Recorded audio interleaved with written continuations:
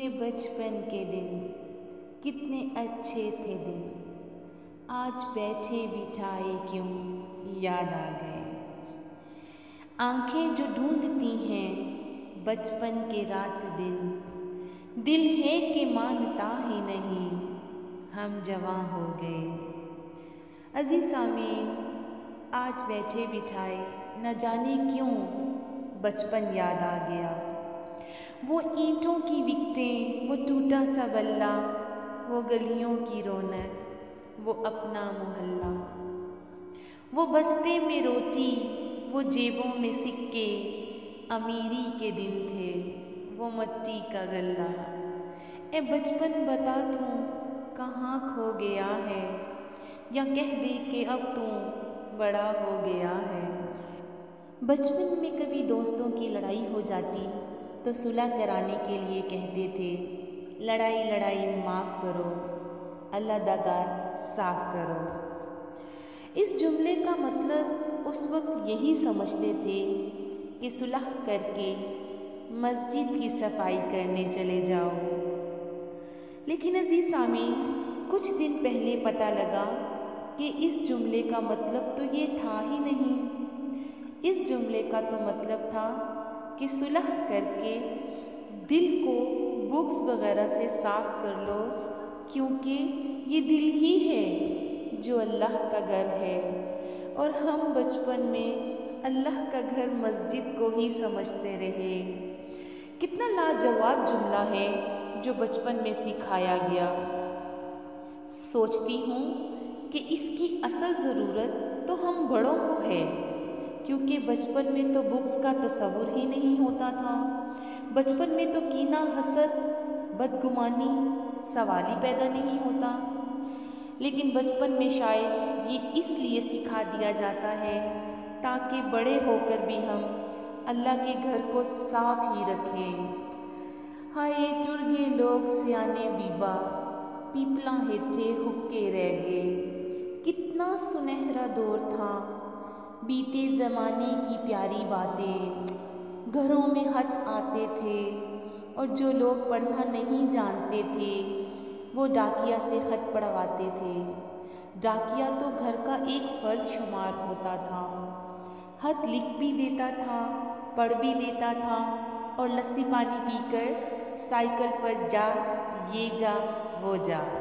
امتحانات کا نتیجہ آنا ہوتا تھا تو ہر وقت مصلے پہ بیٹھے رہتے اور یا اللہ اس دفعہ پاس کر دے، اگلی دفعہ محنت کریں گے، اور خوشی خوشی پاس ہوا جاتا تھا۔ یہ وہ دور تھا جب لوگ کسی کی بات سمجھ کر اوکے نہیں ٹھیک ہے کہا کرتے تھے۔ موت والے گھر میں سب محلے دار سچے دل سے روتے تھے، اور خوشی والے گھر میں حقیقی کہکے لگتے تھے۔ ہر ہمسایہ اپنے گھر سے سالن کی ایک پلیٹ ساتھ والوں کے گھر میں ادھر سے ادھر ضرور بھیجتا تھا، اور کبھی بھی وہ پلیٹ خالی واپس نہیں آتی تھی۔ میٹھے کی صرف 3 ہی اقسام تھیں، حلوہ زردہ، چاول اور کھیر۔ آئس کریم دکانوں سے نہیں، لکڑی کی بنی ریڑھیوں سے ملتی تھی، اور جو میوزک نہیں بجاتی تھی۔ گلی گلی میں سائیکل کے مکینک موجود ہوتے تھے، جہاں کوئی نہ کوئی محلے دار قمیص کا کونا منہ میں دبائے پمپ سے سائیکل میں ہوا بھرتا نظر آتا تھا۔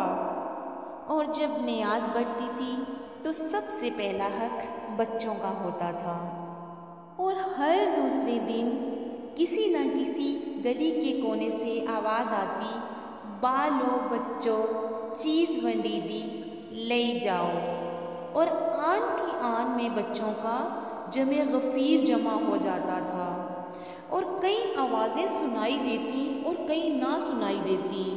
بس ایک ہی آواز آتی تھی، میرے بھائی دا حصہ بھی دے دو تے میری امی دا حصہ بھی دے دو۔